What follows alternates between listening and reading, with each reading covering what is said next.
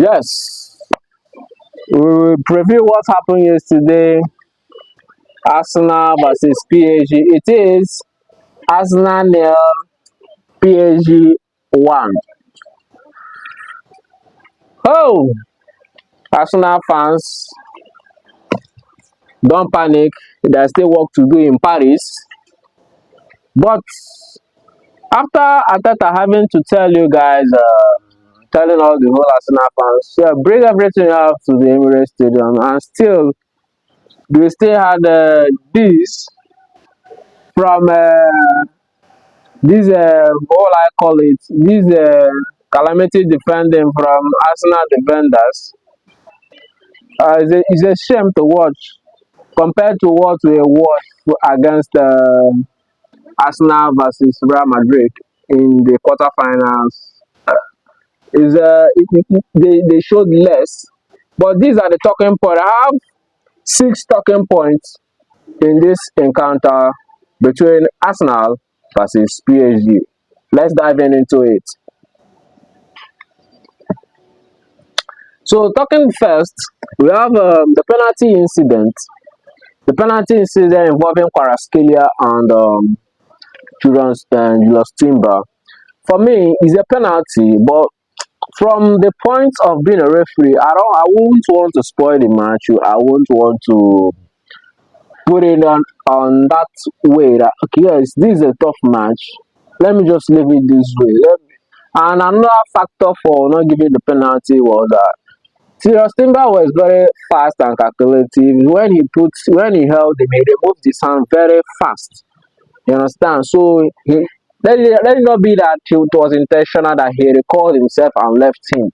So that would be the only two factors for not giving that penalty. But otherwise this it is a penalty incident. Then secondly, Kvaratskhelia was devastating in the match. He dealt with Julius Timber.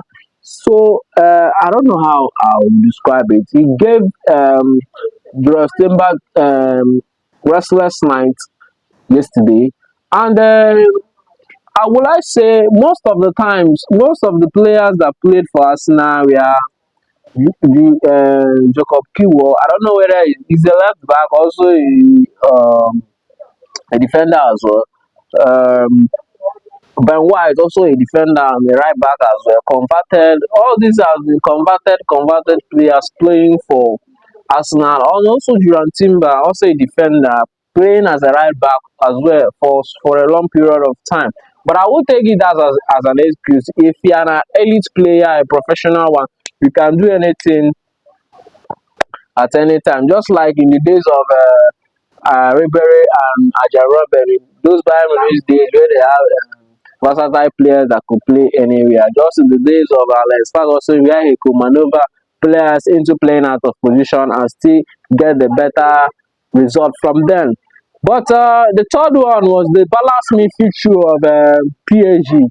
Batinha, John Neves, and Fabian Ruiz. These three, they were balanced. When looking at them, they understand themselves. There was chemistry between these three. They could do a lot more damage to the Arsenal team if they had a clinical number nine. They were devastated. Devastated with Vitinha in charge of the midfield, controlling and organizing, making the PSG midfield and attacks take connecting the attack to the defense and midfield as well. Let me just say, he was the connector, the AVR from the decoder to the TV. I don't know how that guy the way he plays, I've never seen a Portuguese midfielder so far like him. And if and I would love them to impress so far in the World Cup. Let him have a World Cup medal to his name, just to also favor Cristiano Ronaldo, as I'm a fan of Cristiano Ronaldo. Yeah, sure. Then the fourth point is Thomas Partey. He was missed. But Partey was reckless in the second leg of the Madrid game where he knew why will he be tackling Rudiger when he know he has already won the game. That was foolishness for me, and that cost Arsenal this game in this first leg where they had to miss him because Merino had to play in his position. Merino playing his position also thinks that he's also playing as a forward, thinking that yes, Partey is around that. But, but so was and that was the cost of the goal of PSG scoring there because he was always towards the attack. He wasn't dropping deep, just like Partey will always drop. So that was the stopping of attack of PSG, quenching it. Partey wasn't there, and he was greatly missed.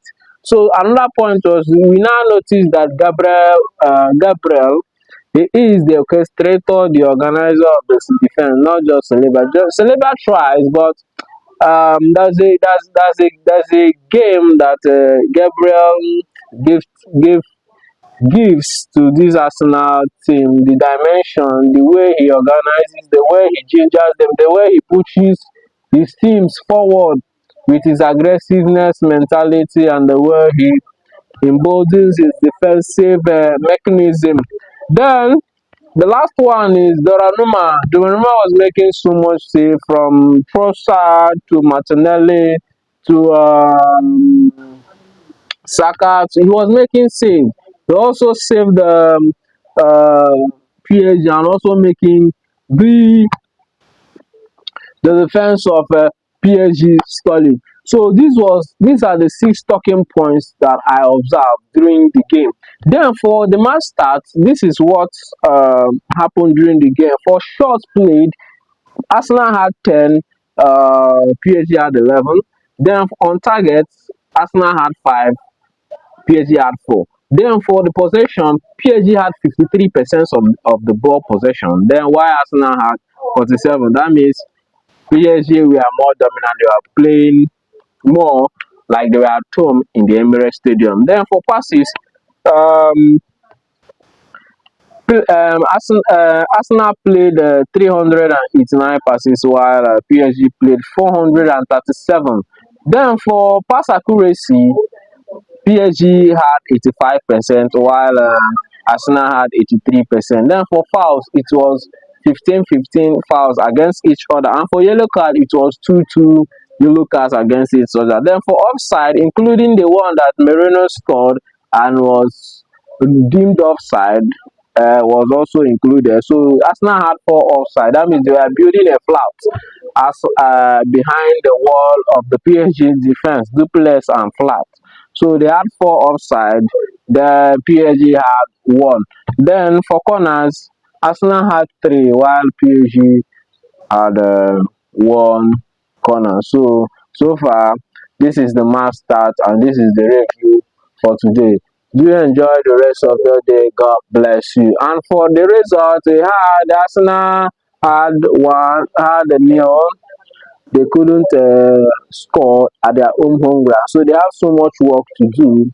While PSG are at advantage when they go to Paris next week Wednesday. Do enjoy the rest of your day. Shalom.